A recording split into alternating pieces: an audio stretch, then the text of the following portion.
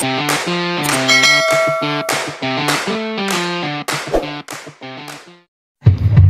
welcome sa inyo mga katek. So mga kaibigan, so meron tayo ngayong gagawin. Ito isang amplifier ng DB Audio. Ang problema niya is yung sound siya distorted, pawala-wala siya. So naririnig niyo siya.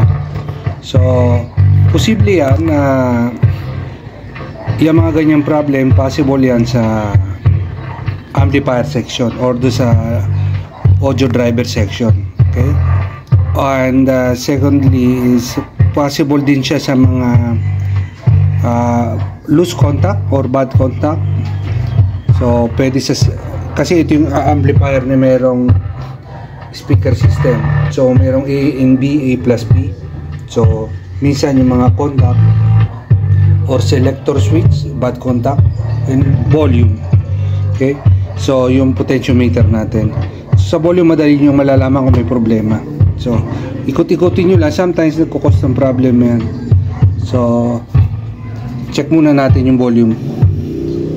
O yung ito volume. Ayan. Mukhang volume to. Madali lang gawin to.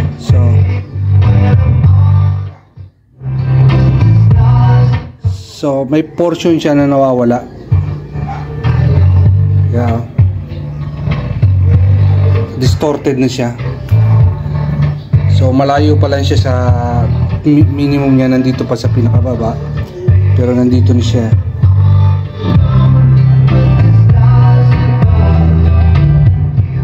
I-off natin para malaman natin kung ano talaga. So check natin. Ayan. So ino natin siya, ayan. May konting delay sa ano yun, sa relay. So, kaya may delay. Pero tingin ko volume control to. Ayan o. Nawawala siya. Nagka-cut offs na siya. Narinig nyo, distorted na siya. Oh. So possible 90% volume control. Ayan, wala na siyang tuluyan, no?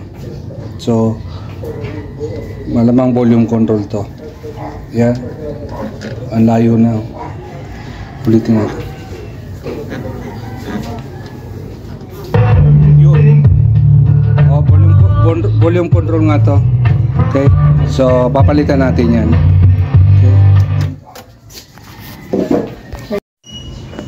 Ito, buksan natin yung amplifier nating siniservicean. So tingnan natin kung talagang volume control ang papalitan natin dito. So bumili na tayo ng pamalit. Okay, so ayan, 8 pins siya na 100K. Okay, stereo. So medyo madumi lang yung unit. So umpisa na natin. So meron tayong buksan natin is fast forward na lang natin, time lapse na lang natin, time lapse, sorry, para madali lang matapos. Wala rin kasi akong katulong mag video ngayong araw,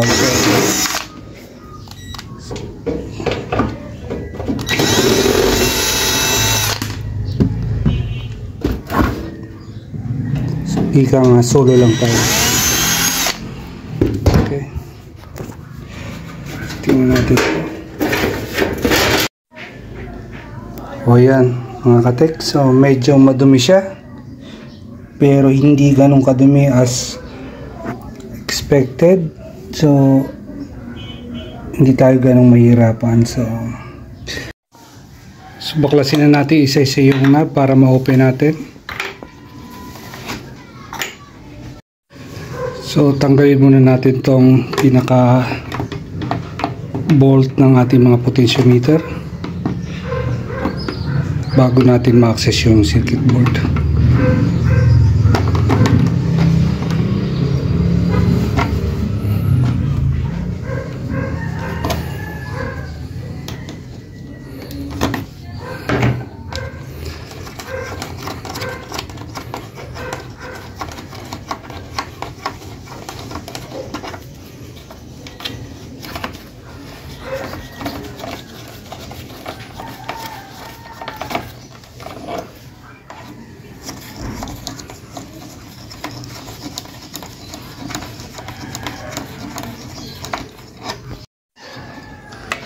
So natanggalan natin yung pinaka-screw nya. At yan. So maaalis na natin tong volume control. So yun yung papalitan natin. So konting tip lang kapag mag-aalis kayo ng magbubunot kayo ng kahit anong parts, kung maaari lagyan nyo ng panibagong solder para pag sinolder nyo, pag tinunaw nyo, diretso na siya. May mga tingga kasi na masyadong matigas yung hindi magandang klase. Pero kung ginamit nyo yung mga 60-40 na tingga, mas mabilis. So nakita nyo ang bilis, isang higop lang.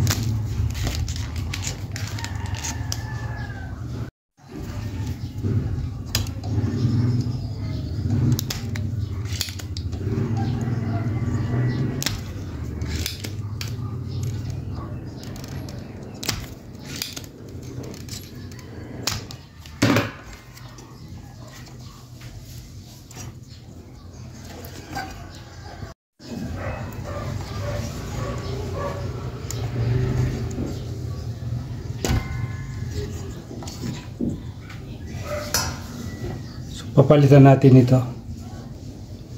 Ito yung ating pamalit. Okay.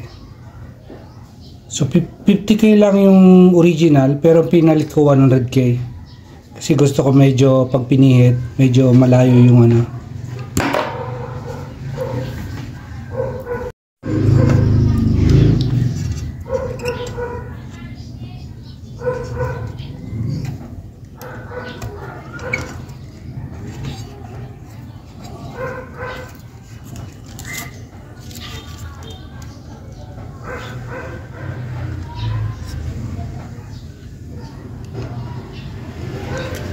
Pag maghihinang kayo, initan nyo muna yung pin o yung ano nya, saka yung sa solder point, para pag pinaso nyo ng panghinang tingga, dadapa yung hinang natin. Hindi siya mukhang bilog-bilog yung tinatawag natin cold solder. Tsaka wag nyo hihipan, hayaan nyo mag-dry mag-isa. Ay wag natin kalimutan ikabit yung ground, kasi may grounding yan sa body. Okay, may grounding para maiwasan yung noise. So ayan, hininang natin yung pinaka ground wire. Ayan. Okay, testing na tayo. So ito na siya mga katek. Pinalitan natin ang volume control.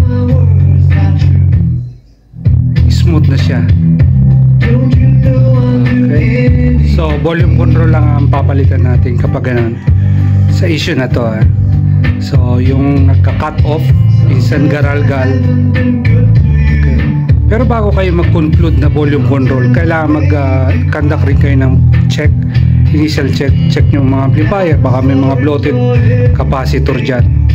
Okay. So maraming salamat sa pag-subaybay. Okay, hanggang sa muli.